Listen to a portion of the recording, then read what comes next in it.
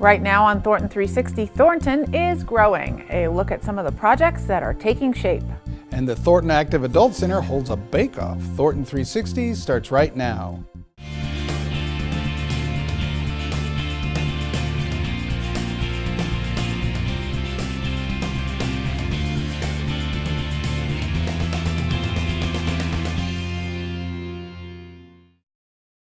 Hello and welcome to Thornton360. I'm Lisa Wilson. And I'm Todd Barnes. Thanks for joining us. We start this edition of Thornton360 with a look back at the last City Council meeting. Council approved on first reading an ordinance amending the City Code to clarify allowances for homes serving residents who are protected under the Federal Fair Housing Act. Those residents may be over the age of 60, were victims of domestic violence, are youth transitioning out of foster care, or families from out of town with children receiving medical treatment at a local hospital. The changes were necessary to meet the requirements of the Fair Housing Act and correct an inadvertent omission in a prior code amendment. Council also authorized the city manager to enter into an intergovernmental agreement between Thornton and North Glen for a shared victim services unit. The resolution also authorizes the city manager to apply for and accept grant funds to support the unit. Thornton and North Glen have partnered on this program since 1987, and the unit provides critical and timely support to victims and witnesses of crime in their respective communities.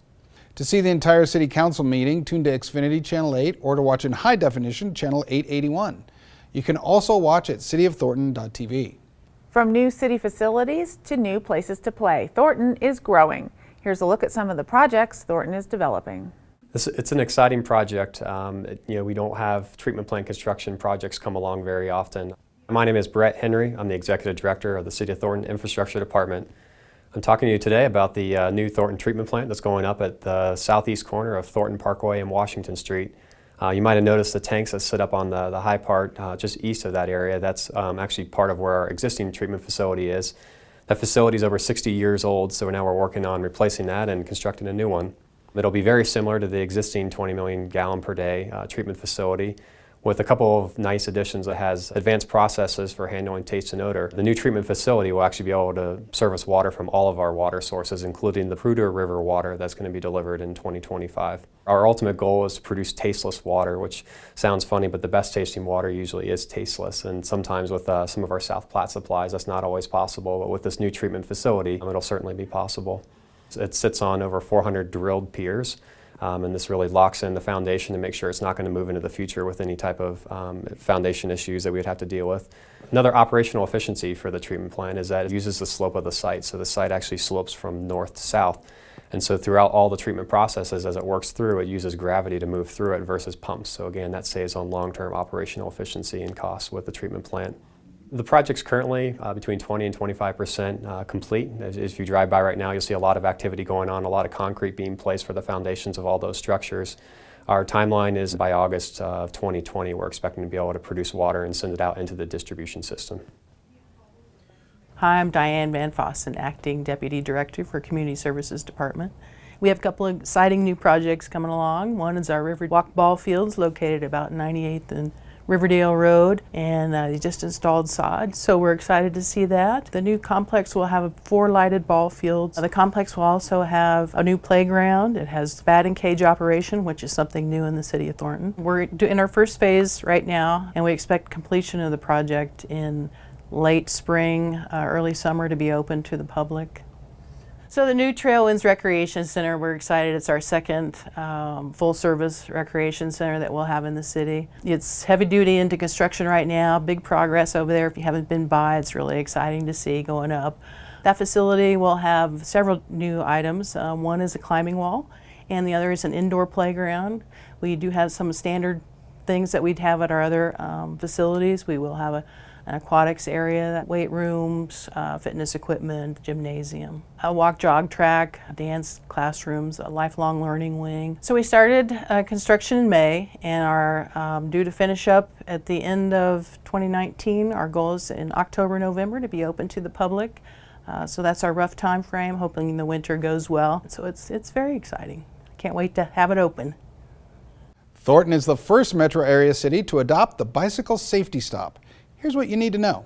Back in May of 2018, Colorado legislature enacted Senate Bill 18144 which essentially set up the language to allow local agencies the ability to adopt if they wanted to implement the Colorado Safety Stop. The Colorado Safety Stop allows bicyclists to treat a stop sign as a yield sign and to treat a traffic signal as a stop sign, enabling the bicyclist to proceed through an intersection if it's clear. Cities where similar language has been adopted, there's been a roughly 30 to 60% reduction in vehicle versus bicycle crashes, which is why they call it the Colorado Safety Stop. But in addition to that, it also enables the bicyclist the ability to get out ahead of traffic and proceed through the intersection if clear. I mean, it kind of supplements what we're doing as a city in terms of trying to create a more bikeable and walkable community.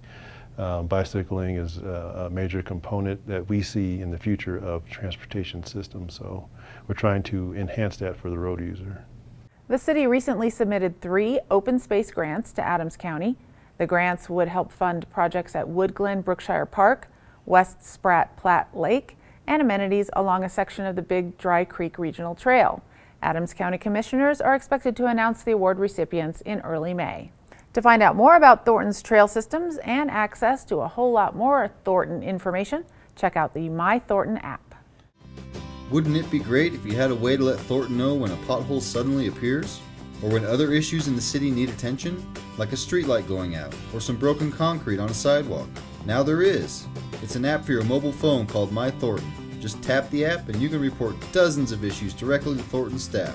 You can also get updates on the issue as it gets resolved. So I think I've got everything I need. Do you want to stop for lunch or something? Yeah, that sounds great, but I'm not really sure what's around here. Do you know? Well, in Thornton, when we have this question, we tap the app, the My Thornton app. Thornton information is literally just a tap away with the new My Thornton app. City information, news, restaurants, and more are all at your fingertips. Just visit the App Store for your Android or iPhone and search for Thornton. There you will find the My Thornton app. Download and install the app and you are ready to find information about city events, shopping, news, and you can communicate with City Hall about issues 24/7. Just tap the app. Thornton Community Connections has teamed up with Food Bank of the Rockies to bring their monthly mobile food pantry program to Thornton. The first distribution is March 21st. Food will be distributed free on a first-come, first-served basis on the third Thursday each month from noon to 3:30 p.m. The van will be in the parking lot south of North Suburban Medical Center. For more information and to see if you qualify, go to cityofthornton.net. Community Connections has a number of programs to assist residents. Here's more. Our job as Thornton's one-stop resource shop is not to be the expert in every realm. Our job is to know the experts in senior housing and veterans affairs, in food and nutrition.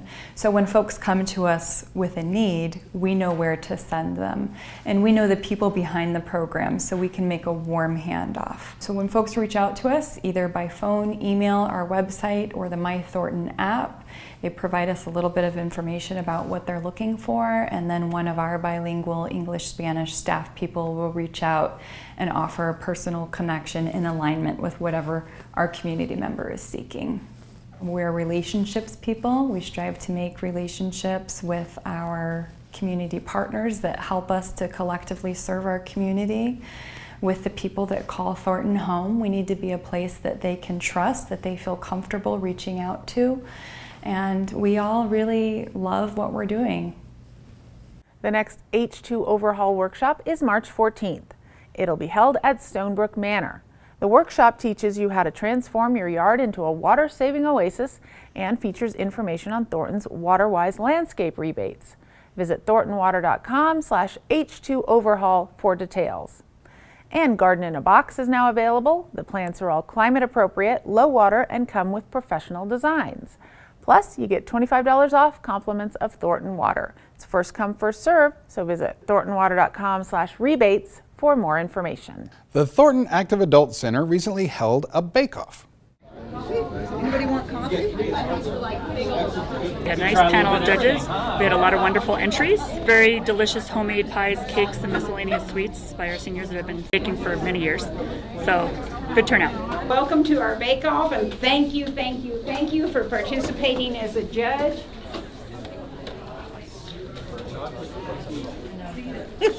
Okay, I've got mine in.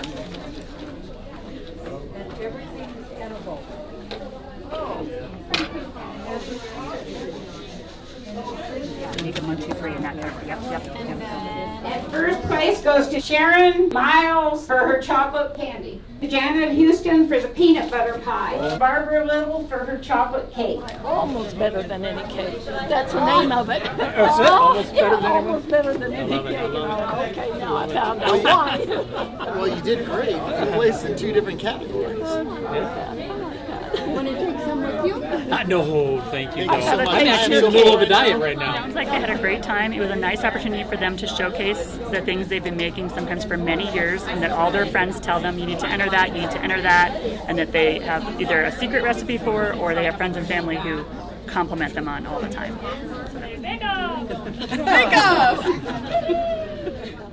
That's it for this edition of Thornton 360. I'm Todd Barnes. And I'm Lisa Wilson. Thanks for joining us. We'll see you next time.